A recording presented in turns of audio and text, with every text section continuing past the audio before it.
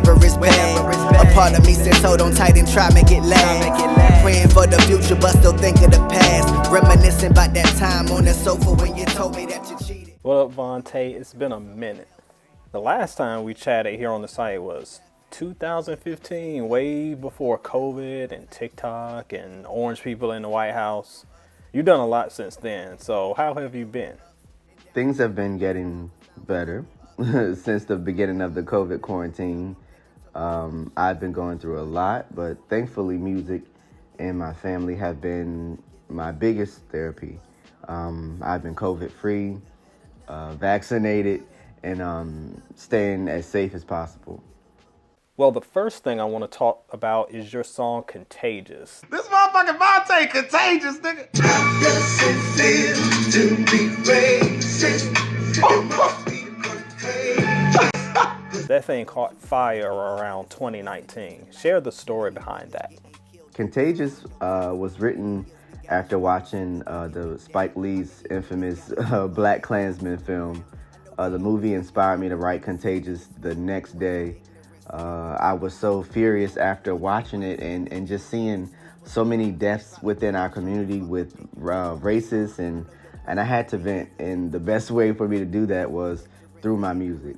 After releasing it, I tweeted it to J. Cole's Twitter, and it blew up and went viral everywhere. I think the reason it took off so quickly is because of its very blunt lyrics and the catchy hook. Both black and white listeners appreciated the song, and I ruffled some feathers with the racists as well.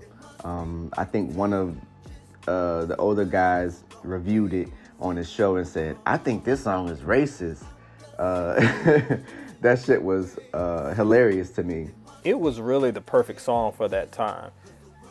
What was the goal conceptually with that one?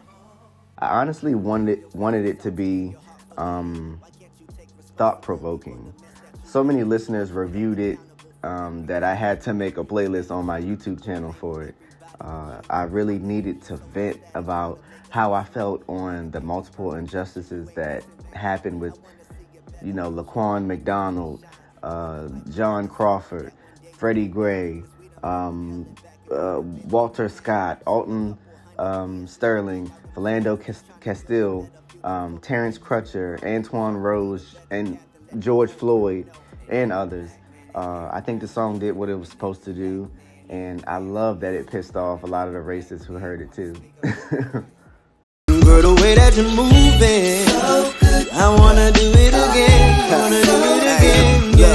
See, I've been waiting for this shit and it feel like forever. I need you close to me, baby, like a bird to a feather. Come bless me, then you undress me, then I love when you moan. Got me fantasizing like Marvin, shit, let's get it on. But hold up, you want a nigga that's gonna change your life, right? Come bust you down and wanna spend the night. So let's just skip that small talk, fuck all that conversation. Follow me like I'm Big Tigger, meet me down in the basement, don't waste no time. Man, whatever, let them be mad. Well, in 2020, things were even higher with you with your quarantine series and covers. My favorite might be Feel So Good, super underrated Remy Ma and Neo joints, as well as your take on Kenny Lattimore's For You. What made you decide to embark on the series? I use my covers as a way to hold my fans over in between new music, but also to keep my vocals sharp and to learn more about recording backgrounds and harmonies. Started recording myself singing live, but then switched to recording song covers in the studio. I love adding additional backgrounds and raps to those original records. Quite a few of the records I cover, they go from 60s to current hip hop and R&B records that we all love today. What's your favorite cover? Wow. Now that's a tough question. To be honest, I find myself listening to covers more than the music on the radio or on my title playlist. My favorite three covers would have to be my favorite Feel So Good by Remy Ma, Human Nature by Michael Jackson, and my cover to The Temptations' Silent Night, which has become a fan favorite as well. My cover to Rick James's Mary Jane was shared on his official IG page by his team because they loved it so much. So that was a major blessing. Here's the thing about covers. They're trickier than people realize. You have to balance out doing the original justice while also making it not a clone. Got to put a little Vontae on it. Give us a little insight on the art of making a perfect cover from song selection to execution. Most of the song choices come straight from my playlist favorites, so they aren't very hard to pick. I'm usually singing the song around the house, or it plays while I'm listening to music at work. I come home, eventually record it. I tend to find songs that fit my vocal range, but a few have been vocally challenging to be quite honest. Like my recent cover, the Tevin Campbell's "Can We Talk." I love putting a little Vontae on it, like you say, adding harmonies and filming the visuals as if it was a music video. A perfect example of that is my cover to R. Kelly's "When a Woman's Fed Up" and the Isley Brothers' "Between the Sheets." Oh, oh, oh, oh, oh, oh. Ladies, how you doing? Hope that you're fine. Wanna know what you got in mind, and I got me feeling like Jodeci, girl. I can't leave you alone. Get a shot of this here Patron, and it's gonna be on. VIP them got way too crowded. I'm about to end up calling it a night. She should hide your girl, tell her you're shaking the scene. Pulled off beep beep shotgun in a GT with me. She said, oh, I'm ready to ride. Yeah, cause once you get inside, you can't change your mind. Don't mean to sound impatient. You gotta promise, baby. Oh, tell me again. Sing it, Kandi. Hey, tell me again that there'll be lovers and friends. I gotta know, baby. Oh, yeah. Tell me again. I can go all night, Kandi. Speaking of covers, I remember when you sang Usher's "Lovers and Friends" to Kandi Burruss on IG. How did that come about? Man, that was a crazy moment and definitely one of the highlights of my career so far. She was on IG Live promoting Eve's new BET series, All of the Queen's Men, and I requested to go live with her, not even expecting her to pick up, and she answered. My cousin kept interrupting the live by calling my phone, and she was, ready to hang up on me. I eventually thought of something to sing, and she loved it. Keep dreaming. Hey, hey. See, I'ma do it till I got it. No stopping, man, that's the motto. Went from single to boot up like Showtime at the Apollo. Would think my name was Danny, the way these bitches say bravo. Screaming, clapping, and cheering. Got more money than a lotto. Well, we've talked about other folk songs. Let's talk about yours. Note to Self is your latest album and is more hip-hop driven than some might expect from your R&B covers. Why this direction? To be quite honest, I think I'm a stronger hip-hop writer than an R&B lyricist. I think writing R&B records have taken up more of my time compared to writing an R&B hook and composing rap lyrics for those verses, for the verses. I'm working on singing a lot more on the next couple of projects because I do feel I've confused a lot of folks after listening to the new album. I started releasing remix visuals alongside my song covers prior to the album to give, folks a little bit more of a solid understanding of who I am as an artist. I've also considered working with R&B songwriters to make more R&B records in the future. So, I know that's what everybody wants. I like the structure of the album. I hate to use the word old school because essentially we're talking about well-crafted music, but I appreciated your emphasis on sound, lyricism, and solid production over sparsy vibes and thinly written songs. What was your inspiration for this direction? My inspiration has come from being a fan of albums. Some of my favorite albums come from Michael Jackson, Usher, Jay-Z, Bobby Brown, TLC, and Whitney Houston, who created solid bodies of work. In my earlier days, I grew up listening to my first taste of hip-hop, which was Missy Elliott's The Cookbook and 50 Cent's Get Rich or Die Trying and The Massacre, which both fused hip-hop with R&B melodies and radio catchy hooks. I also love interludes and albums that felt like you were being taken on a journey into exactly how the artist felt.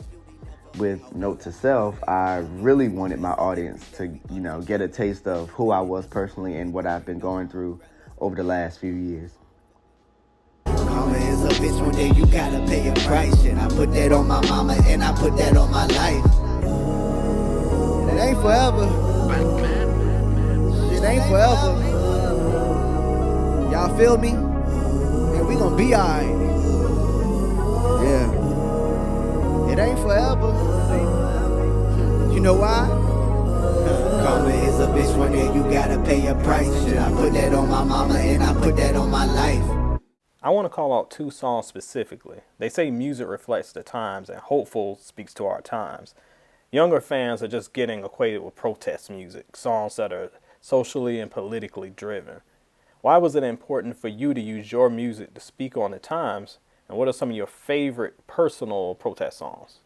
I'm a big fan of music that speaks on current worldly issues. I'm a product of artists like Michael Jackson, who created some of my favorite anthems like They Don't Really Care About Us, discussing police brutality, and, black or white, which was a call for racial harmony with an under, current of indignation. Like, I think more recently, the new generation can appreciate protest songs like Donald Glover's This Is America, Kendrick's All Right.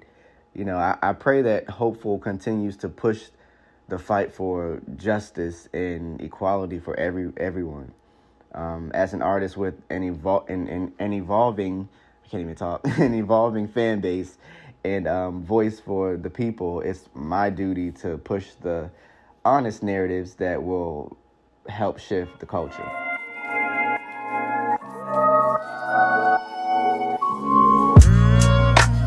Social media can pick you up and knock you down. Such a fucking shame, a bunch of lames, they all around. Another joint that caught my ear was social media and the need to disconnect. It's interesting because even though social media has been a big driver of your career, you're wise enough to understand the need to not be consumed by it. What made you want to speak out about it? I'm so glad you mentioned this because I'm still struggling with trying to balance my social media life and my life outside of the digital world. It's all about finding balance with everything you do, I guess. I know that social media is a big factor in, getting my music heard and building my audience, so I can't completely get rid of it, so I needed to talk about it. Social media, it creates this illusion that having everything and doing everything is what creates happiness, but it doesn't. I needed to vent about how important it is to take a moment away and focus on your own reality. I've actually had to take a break from a few friends as well to focus on my life and not feel so consumed by talking and texting on the phone all day. I honestly miss the days where we didn't have so much access to everything.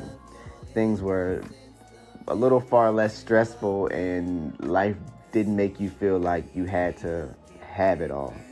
Hey, once the innocence is gone, you'll never be the same. What other projects do you have on the horizon? Streets say you got a book coming. The damn streets stay talking, but that's true. I'm working on a self-help book that also discusses a little bit of my personal life and upbringing. It'll be titled after the album and will hopefully be released early 2022 with the deluxe edition release of Note to Self. I take this seriously, little bitch. Big dog, don't make me come up off this leash. In a world full of chickens, nigga, you don't want that beef. Always got me on rotation, niggas undercover fans. Always keep these niggas hating, I'ma do it cause I can. Before we wrap up, let me ask this. Looking at the current climate of music, what do you think is missing from rap and R&B? Authenticity and creativity. So many people aren't being who they are, and they're doing things to either fit in or to make it because they see other folks doing it. The industry and record labels are also falling into that trap and signing the same artists who sound just alike. The Baby, Lil Baby, and every other baby. They all sound the same. Like, where is the creativity and individuality in rap like Missy Elliott and Busta Rhymes? Like, where are the soul singers with beautiful lyrics and vocals like Anita Baker and Whitney? There are a few singers and rappers who continue to carry the torch, but because they aren't half naked or speaking about catching a body or baby daddies, nobody cares to either award them or praise their talents. And then let me follow with this. How does Vontae fill that gap? Vontae doesn't follow trends just to gain radio airplay, a few thousand likes, or temporary fans. I'm building a solid fan base who appreciates music and visuals that come from the heart, makes you think beyond what you see on your altered social media algorithms. I'm what they were looking for years ago when they discovered the legends we still praise today. I sing, rap, dance, act. I'm an all-around entertainer with a passion for music beyond a paycheck and clout. Vontae fills the gap and continues to carry the torch of quality music that pushes the culture forward. Now they watching, only thing that's on my mind is let them hate. Why them niggas hate, we elevate another victory, let's celebrate champagne. They said we never would do it, all we overcame. My new album, Note to Self, is out right now on all streaming platforms. Go check it out. Let's celebrate champagne. They said we never would do it, all we overcame.